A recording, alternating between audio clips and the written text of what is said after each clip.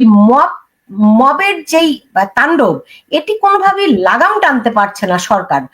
সেই সরকারের সঙ্গে বিএনপি কি কোনো সমঝোতা আছে?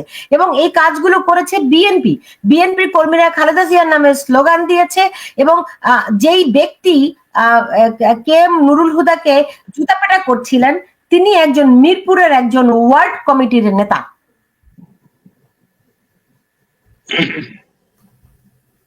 আপনাকে ধন্যবাদ এই কারণে যে আজকে একটা বিশেষ সময়ে আপনি আমাকে কথা বলার সুযোগ দিচ্ছেন, সেই কারণে আপনাকে এবং আপনার প্রতিষ্ঠানকে ধন্যবাদ জানাচ্ছি। আর বাংলাদেশের মানুষকে আমার সালাম জানাচ্ছি, যারা বিদেশে বসে শুনছেন তাদেরকেও আসসালামু আলাইকুম। আপনি যে প্রশ্নটা আমাকে করেছেন, আসলে আমি চিন্তা করেছিলাম কিছুদিন আমি কথা বলা থেকে বিরত থেকে দেখব যে কি হয় বাংলাদেশে। কারণ আমাদের দল একটা অবস্থানে গিয়েছে, সেই অবস্থান থেকে তারা কিছু কথা বলছেন, তারা কিছু সিদ্ধান্ত নিয়েছেন। সেই প্রেক্ষাপটে যেহেতু আমি একটা দল করি, আমি এটা খুব সচেতন ভাবে এবং গভীরভাবে লক্ষ্য করছিলাম যে সম্ভবত আমাদের দলের সঙ্গে ইউনূস সাহেবের যে কথাবার্তা বা বোঝাপড়া, আন্ডারস্ট্যান্ডিং হয়েছে বলে আমি বুঝতে পেরেছি, বলবো না, আমি জানতে পেরেছি। এটা পরে একটু অপেক্ষা করতে চেয়েছিলাম, কিন্তু আমি এরপরে একদিন বলেছিলাম যে আমি কোনো কথা বলবো কিনা সেটা পরের ব্যাপার, কিন্তু মুক্তিযুদ্ধ এবং মুক্তিযোদ্ধার উপরে যদি কোনো আক্রমণ হয়, আমি তখন মুক্তিযোদ্ধা হিসাবে আমার কথা বলতেই হবে। তা না হলে বিবেকের সঙ্গে আমাকে প্রতারণায় সামিল হতে হবে, বিবেক আমাকে দংশন করবে। আমি কালকে যে ঘটনাটি দেখলাম, কালকে বা পরশু বোধহয়,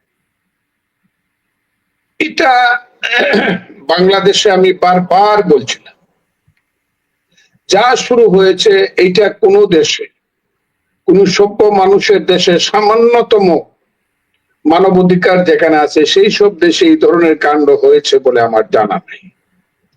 এটা তো চলছে প্রথমে 5ই আগস্টের কিছুদিন পরেই 5ই আগস্ট কেন্দ্রিক যারা নেতৃত্ব দিয়েছিল তাদের চেহারাগুলো মানুষের কাছে সুস্পষ্ট ভাবে প্রতিভাত হতে শুরু করল, এবং সেইখান থেকে দেখা গেল মব জাস্টিস শুরু হয়েছে। এবং সেই মব জাস্টিসের বা মবে এত ঘটনার মধ্যে যে দুইটি ঘটনা মানুষকে খুব ভাবিয়ে তুলেছে, খুব দুঃখ দিয়েছে, বাংলাদেশের মানুষকে সবচেয়ে বেশি মানে চোখের পানি ফেলতে বাধ্য করেছে। এর একটি হলো সমস্ত মুক্তিযুদ্ধ এবং মুক্তিযোদ্ধাদের ভাস্কর্য ভেঙে ফেলা, এবং সবচেয়ে বড় অপরাধ হলো 7 জন বীর শ্রেষ্ঠের ভাস্কর্য বিভিন্ন জায়গায় ভেঙে ফেলে মাটিতে পা দিয়ে মোড়ানো এবং আগুন দিয়ে পুড়ে দেওয়া।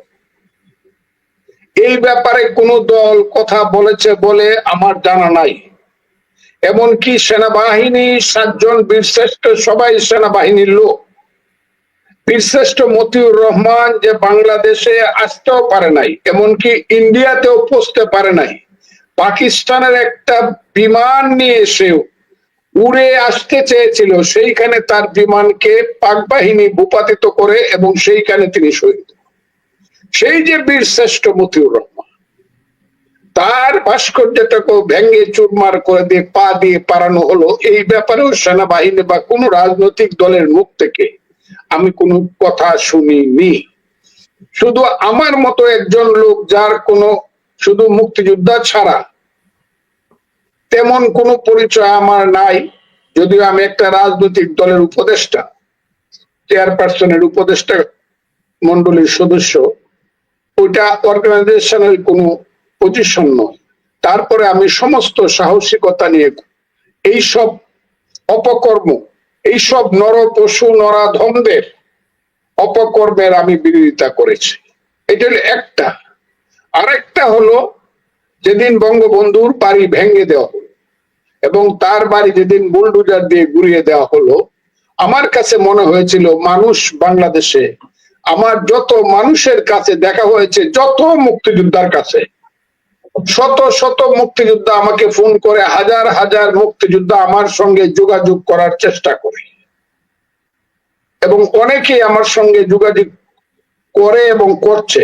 প্রত্যেকের একটা মারাত্মক ধরনের অন্তরের কান্না হলো যে বঙ্গবন্ধুর বাড়িটাকে বুলডোজার দিয়ে গুড়াইয়ে দেওয়া বা পুড়িয়ে দেওয়ার অর্থ হলো বাংলাদেশের মুক্তিযুদ্ধকে গুড়িয়ে দেওয়া। এই দুইটা ঘটনায় কোন রাজনৈতিক দল প্রতিবাদ করেছে এটা আমার জানা ছিল না, বরং সেনাবাহিনীকে আমি দেখেছি চৌকিদারের ভূমিকা অবতীর্ণ হয়েছে। সেই সময় যে সেনাবাহিনী বা একটা দেশের সার্বভৌমত্বের প্রতি, সেই সেনাবাহিনী পরবর্তী সময়ে বলল যে আমরা আর কোন মব সৃষ্টি করতে দেব না এবং এইটাকে আমরা যে কোনো মূল্যে প্রতিহত করব। হ্যাঁ, তারা যে কোনো মূল্যে প্রতিহত করে। আমি 6-7-এ পাস্ট পারফেক্ট টেন্স এর একটা কথা ছিল, ট্রেন ছাড়িবার পরে যাত্রী স্টেশনে পৌঁছিল, ডাক্তার আসিবা আগেই রোগী মারা গিয়েছিল। এই কথাগুলো যে কে লেখছে আমি জানি না। এই কথাগুলো সাংঘাতিক ভাবে আমাদের সেনাবাহিনী মব মোকাবেলার নামে ফলো করছে। ঘটনা ঘটে যাওয়ার পরে তারা কিছু কিছু ব্যাপারে দেখলাম, রংপুরে একটা ব্যাপারে তারা কিছু পদক্ষেপ নিল, আর 3 দিন পরে আজকে দেখলাম একজনকে গ্রেফতার করলো। যে প্রথম এবং প্রধান ব্যক্তিকে আমি দেখলাম একজন মুক্তিযোদ্ধার গালে জুতা দিয়ে পিটাচ্ছে, একজন মুক্তিযোদ্ধার গলায় জুতার মালা দিচ্ছে। আমার কথাটা এই জায়গাতে, আমি এই লোকটির এত সমালোচনা করেছি, এই চিফ ইলেকশন কমিশনারের, ওই যে মায়ের পুতেরা যারা এখন এই জুতা তার গলায় দেয়, আমি বাংলাদেশে চ্যালেঞ্জ করলাম, আমার মতো এত বেশি সমালোচনা সেই রকিবুল হুদা সাহেবের কেউ করে নাই। আমি চ্যালেঞ্জ করলাম, এটা আবারও বলছি, চ্যালেঞ্জ করলাম। আমি আমার মতো সমালোচনা রকিবুল হুদা সাহেবের কেউ করে নাই। এমন কি 18 নির্বাচন নিয়ে আমি যে কবিতা,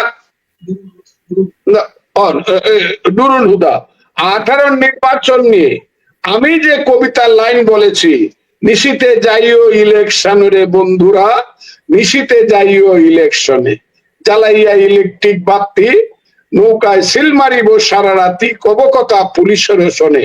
এত কথা আমি বলেছি। এমনকি আমি এমনও বলেছি যে আমার এলাকায় একটা গ্রাম আছে হবিগঞ্জে, সুনামগঞ্জের সাল্লা থানায় কামারগাঁয়ের চোরের যে ইমান আছে, এই নির্বাচন কমিশনের এতটুকু ইমানও নাই। এইসব কথা আমি বলেছি বাংলাদেশে। তারপরেও আমি বলবো নুরুল হুদা অন্যায় করেছেন এবং অন্যায় যদি করে উনি নিশ্চয়ই অন্যায় করার শাস্তি উনি পাবেন। আমি খুব ক্লিয়ারলি বলি, উনাকে যদি পুলিশ গিয়ে ধরে নিয়ে জেলখানায় নিত অথবা রিমান্ডে নিত, আমার কোনো কথা থাকতো না।